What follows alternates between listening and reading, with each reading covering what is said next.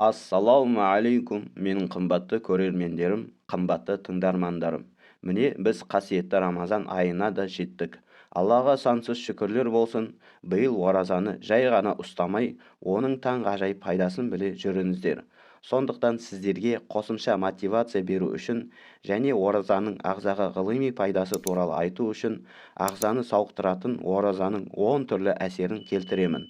Ал сіздер өз кезегіңізде арнаға жазылып қоюды ұмытпағайсыздар.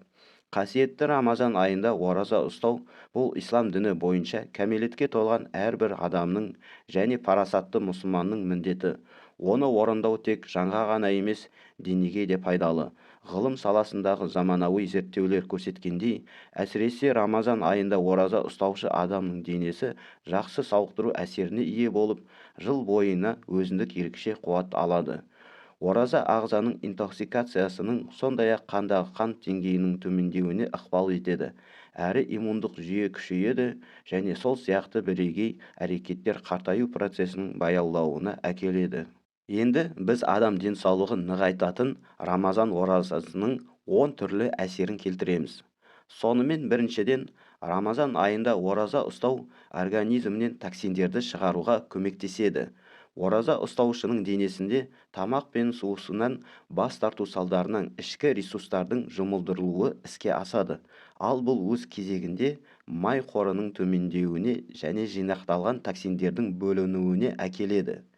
Екіншіден, Рамазан айындағы ораза иммундық жүйенің жақсаруына әкеледі. Рамазан оразасын дұрыс орындау иммунитеттің жоғарылауына әкеледі және де таңғы сәресі мен кешкі ауызашарда ораза ұстаушы теңдестірілген диетаны ұстануы керек. Үшіншіден, Рамазан айында оразашылдың ас қорыту жүйесі демалады. Оразашыл адам қабынуға оңай төзеді. Зерттеулерге сәйкес, ораза кезінде тамақтанудан бас тарту қабыну процестердің және артрит пен псориаз сияқты аллергиялық реакциялардың төмендеуіне, тіпті жойылуына әкеледі.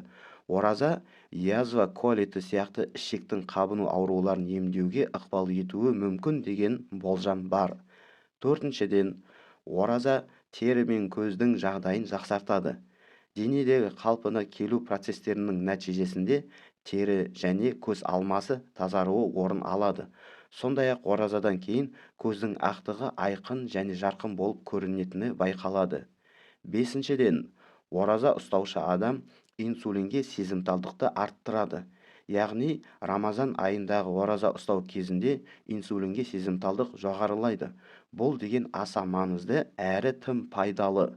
Бұл жасушалардың инсулинге сезімталдығының артуымен байланысты. Соның нәтижесінде тамақ ішкеннен кейін қандағы қант деңгейі жақсырақ реттеледі және ұйқы безге түсетін жүктеме азаяды. Алтыншыдан, ораза ұстау жоғары қан қысымының төмендеуіне ықпал етеді. Егер ораза ұстаушының қан қысымы жоғары болса, ол көп жағдайда қалпына келеді. Дұрыс тамақтану режимін сақтаған жағдайда ашығу кезінде ағзадағы қан қысымы төмендейді. Жетіншіден, Рамазан айында ораза ұстаушының ас қорыту жүйесі демалады. Рамазан оразасын дұрыс ұстаған кезде, яғни адам ауыз ашарда шамадан тыс тамақтанбаса, ас қорыту жүйесі қажетті әрі тұрақты демалыс алады. Бұл бір жылдық қарқынды жұмыстан кейінгі өзіндік тайм-аут. Ол асқазан ішек жолдарының қалпына келуіне мүмкіндік береді. Сегізіншіден, Рамазан айында ораза ұстаушының дене салмағы төмендейді. Ағзадағы май қорларының азаюы нәтижесінде салмақ жоғалту процестері белсендіріледі. Дегенмен, ораза ең тиімді арықтау тәсілі болып саналмайды. Тағамды тұтынуда құрамында май мен қант мөлшері жоғары өнімдерді азайтып, көкөністер мен жемістерді арттыру әлдеқайда тиімдірек болады. Тоғызыншыдан, Рамазан айындағы ораза дұрыс тамақтануға оң әсер етеді. Ораза ұстау тәжірибесі ағзадағы өңделген тағамдарға деген тәуелділікті төмендетіп, және табиғи азық-түліктерге, жемістерге, көкөністерге және пайдалы сусындарға деген сұраныстың артатынын көрсетеді. Сондықтан бұл ораза айы дұрыс тамақтану мен салауатты өмір салтын қалыптастыруға тамаша мүмкіндік. Және 10-шыдан, Рамазан айында ораза ұстау жаман әдеттерден арылуға көмектеседі. Яғни, Рамазан айында ораза ұстау зиянды әдеттер мен тәуелділіктерден, соның ішінде темекі шегу, алкогольді тұтыну және тіпті есірткі әуестік сияқты әдеттерден арылуға көмектеседі. Ашығу барысында ағза никотинге, алкогольге, кофеинге және басқа да зиянды заттарға деген құштарлықтан біртіндеп арылады. Және бұл айтылғандар оразаның барлық пайдаларын қамтымады. Расында оразаның біздің денемізге де, жан дүниемізге де, иманымызға да мол пайдасы бар.